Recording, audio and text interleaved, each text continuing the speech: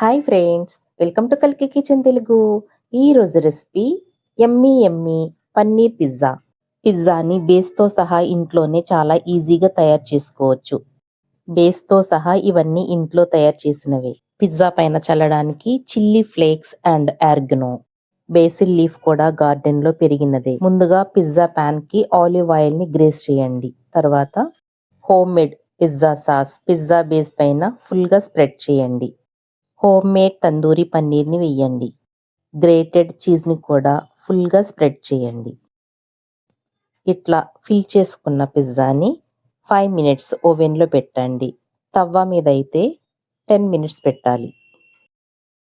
Cheese melt అయ్యి pizza light brown colour వచ్చిందంటే pizza తినడానికి రెడీ అయినట్లే. దీనిపైన ఫ్రెష్ బేసిల్ లీవ్స్ని వేసి 1 మినిట్ ఓవెన్లో పెట్టాలి.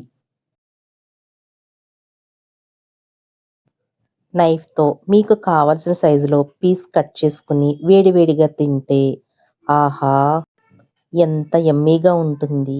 క్రిస్పీగా, టేస్టీగా, తింటేనే తెలుస్తుంది ఆ టేస్ట్. ఆ రుచి మీకు తెలియాలంటే ఒక్కసారి చేసి తినండి, మళ్ళీ మళ్ళీ తినాలనిపిస్తుంది. కల్కి కిచెన్ తెలుగుకి please like, share and subscribe. Thanks for watching.